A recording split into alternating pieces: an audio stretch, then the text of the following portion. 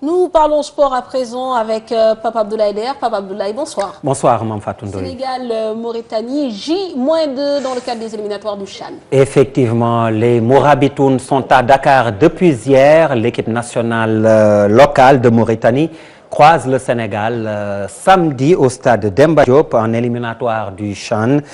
Mon chalet donc au stade Demba Diop et les Mauritaniens respectent les lions locaux mais ont le même objectif, la qualification, selon l'entraîneur français de ces Mauritaniens.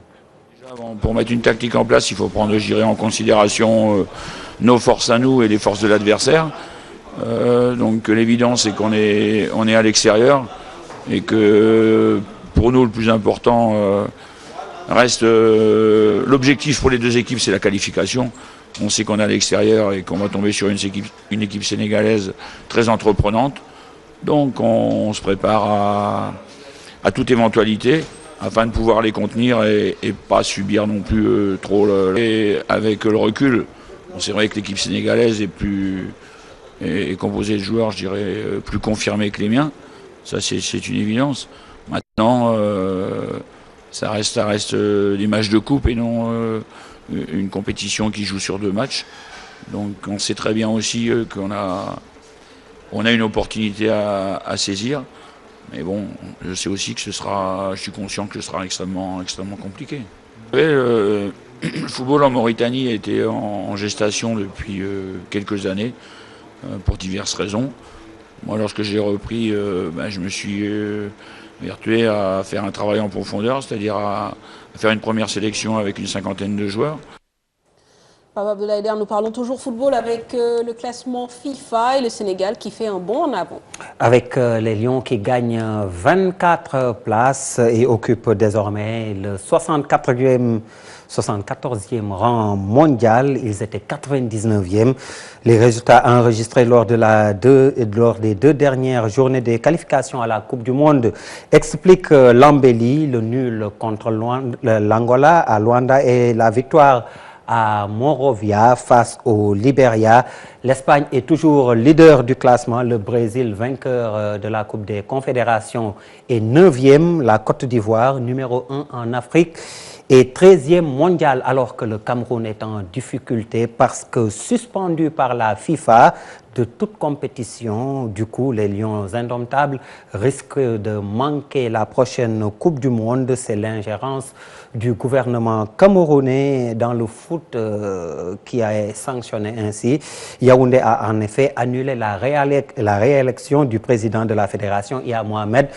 Le président de la FECAFOOT en prison pour malversation financière. Paradoxe, le Cameroun bénéficiaire d'une sanction qui frappe le Togo. Les éperviers avaient battu le Cameroun le 9 juin dernier à Lomé par 2-0. La FIFA leur donne match perdu pour avoir aligné le Marseillais Alex Romao qui était suspendu. Le Cameroun récupère donc 3 points, se hisse en tête du groupe avant la dernière journée à disputer face à la Libye le 6 septembre.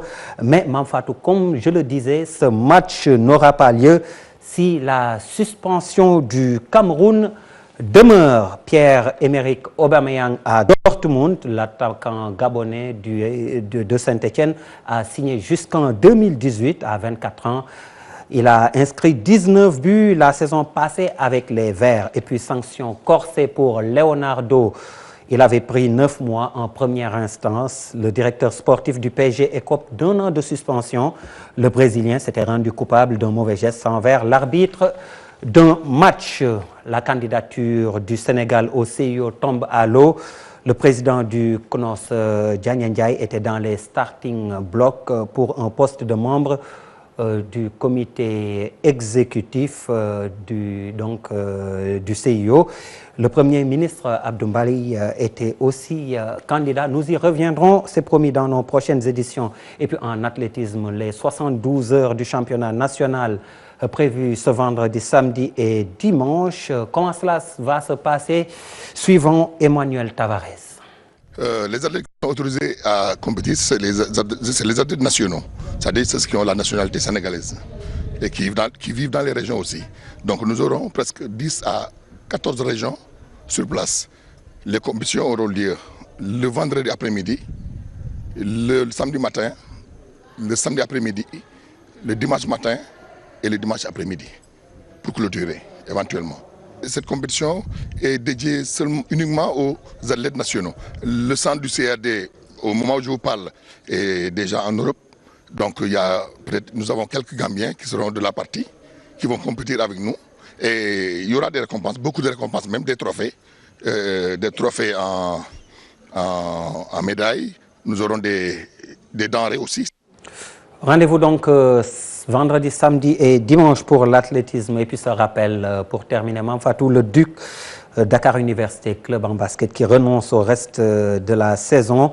Les étudiants qualifiés pourtant pour 2 autres finales sanctionnées suite aux incidents de la finale. Vous avez suivi dans nos précédentes éditions les responsables du club estudiantin. C'était là l'essentiel pour les sports. Merci Papa Abdoulaye Der. Ne nous quittez pas, on va parler justement du héros de la lutte.